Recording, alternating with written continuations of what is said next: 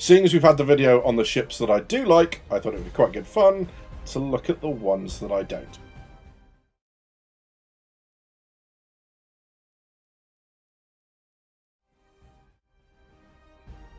Now, before I get overwhelmed in the comments with angry remarks, I am not dunking on people who like these ships. I'm not telling you shouldn't own them. These are purely ships that I am not that fond of for one reason or another. Starting in the middle, right up here with the Banu Defender. Now, I've tried it a bunch of times, I've flown it, I've looked around it a whole bunch of times, and there's something about the aesthetic and just looking at the ship and flying it that mean that my emotional kind of response to it is the same as when you show me a blade of grass.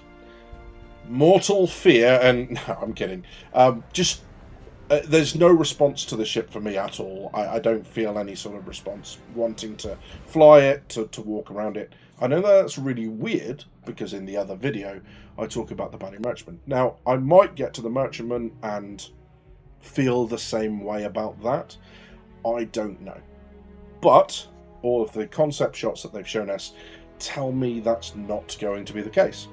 And that's the only reason the Defender is up there. For me, for my hobby, the things that I look at need to evoke some sort of emotional response. Banu doesn't. Banu's on the list. The Nautilus. Yeah, look, you know, this is again kind of really weird because normally I'm a fan of Aegis ships and this one I'm not. The aesthetic I don't have a problem with. It's more to do with its function. It's the whole mine layer thing. Space is big, mines are not. And I just think, even with their ability, or the potential ability for mines to become seeking and track after their targets, even with the idea of mines that may have guns on them, I don't really see a point for it. Now, there are obviously other applications that mines may be able to do. They may be data and information mines that you can leave in your wake that don't actually attack ships. They just give you information as if a ship was there able to scan them. Meaning, you know when you're being pursued, or you know when ships are in a certain area.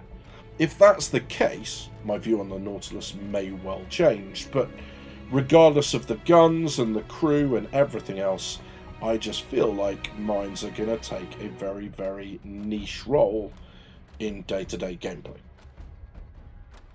The Liberator. Oh god, where do I start with the Liberator?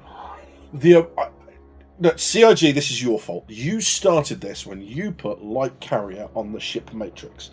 I hold you 100% responsible for this. This thing, this monstrosity, is not a light carrier. And that's the extent of my issue with it. It's a ship shipping ship. It takes ships from A to B. It has no business trying to be a carrier. It's only got 2 crew. If you're going to get in ships and fly off this thing effectively, you're going to have to do it from the pads. There's no protection. It's not going to support a lot of crew on it. And the whole point of a carrier is sustained air operations. In modern day navies, frigates, destroyers, they're all able to operate a helicopter from the back, but that's 1 helicopter and 1 crew. So, once it's finished flying, when it needs repairs, when the crew need rest time, you can't put anything else in its place. And okay, there are a couple of American ships that do too, but still, that is not enough for extended operations.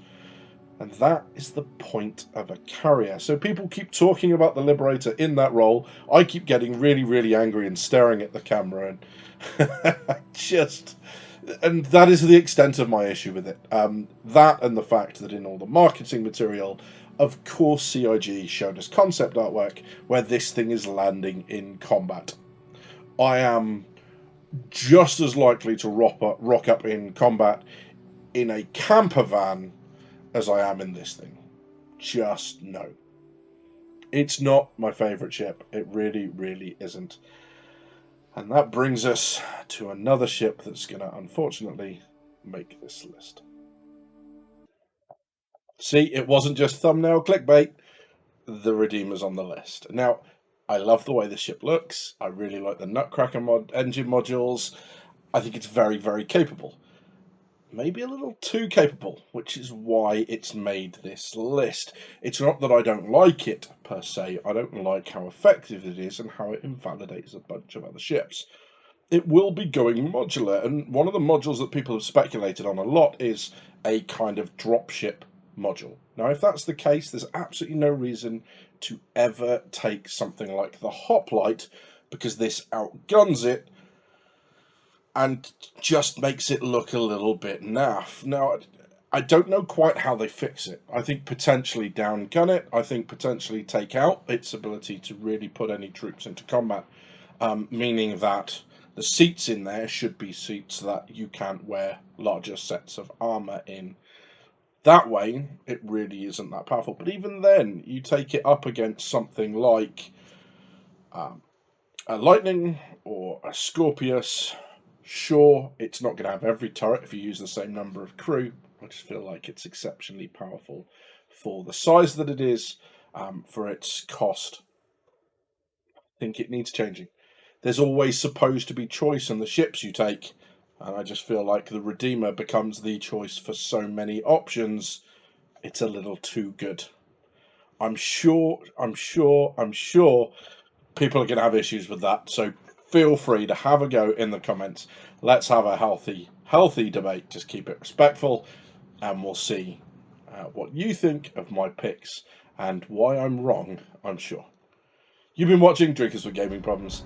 Thank you very much for stopping by. See you soon.